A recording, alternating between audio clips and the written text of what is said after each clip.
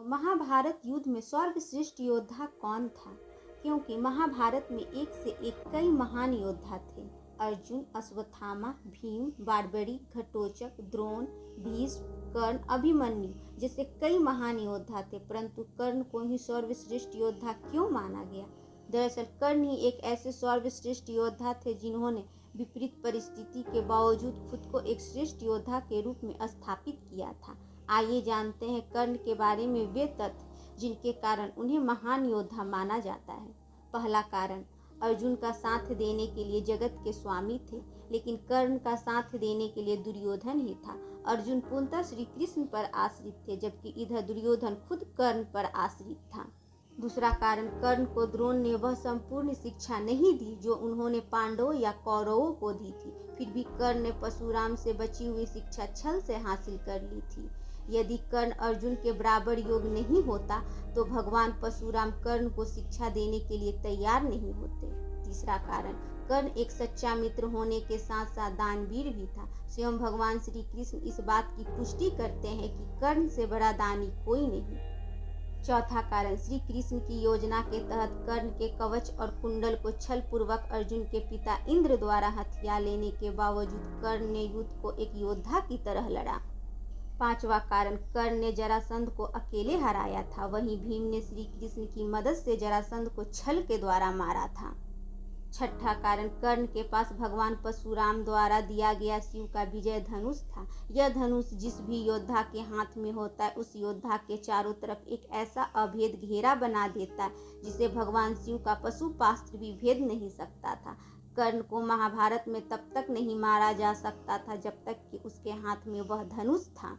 सातवां कारण, कर्ण ने कुंती को वचन दिया था कि वो उनके पुत्रों की जान नहीं लेगा, लेकिन वह सिर्फ अर्जुन से ही युद्ध करेगा। युद्ध के दौरान ऐसे कई मौके आए भी जब कर्ण का सामना भीम, युधिष्ठिर, नकुल और सहदेव के साथ हुआ। वह चाहता तो उन सभी को मार सकता था, किंतु उसने ऐसा नहीं किया क्योंकि एक योद्धा का वचन ही उसके लिए सर्वश्रेष्ठ होता है।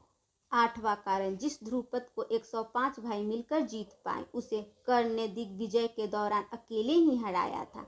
प्रयाग ज्योतिष का राजा भगदत्त, जिसे राज्य सूर्य यज्ञ के दौरान अर्जुन नहीं हरा पाए थे, उसे भी कर्ण ने हराया था।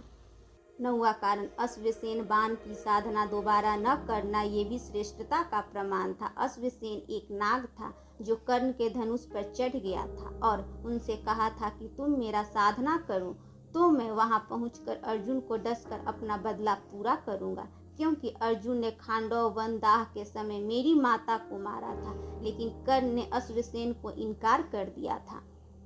10वां कारण, जब श्री कृष्ण ने कर्ण को यह बताया कि तुम पांडवों के सबसे बड़े भाई हो तो कर्ण ने यह कहा कि हे कृष्ण, मेरी मृत्यु तक पांडवों को यह मत बताना कि मैं उनका बड़ा भाई हूँ।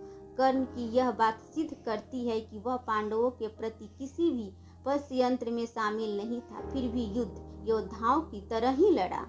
11वां कारण, महाभारत के एक प्रसंगानुसार जब कर्ण के बाणों के प्रहार से अर्जुन का रथ कुछ इंच पीछे चला जाता है और श्री कृष्ण उसकी प्रशंसा करते हैं, तब अर्जुन कहता है कि मेरी बाणों से कर्ण का रथ कई गज पीछे चला गया, तब आपने मेरी प्रशंसा नहीं की।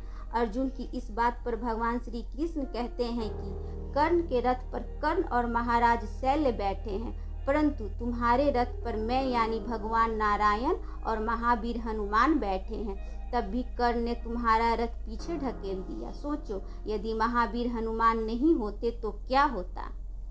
ये सारी बातें यह सिद्ध करती है कि कर्ण महाभारत का सर्वश्रेष्ठ योद्धा था। दोस्तों, वीडियो को देखने के लिए आप सबका धन्यवाद। अगर आपको मेरी यह वीडियो पसंद आई हो तो प्लीज़ इसे लाइक करें, शेयर करें और मेरे चैनल को सब्सक्राइब करें।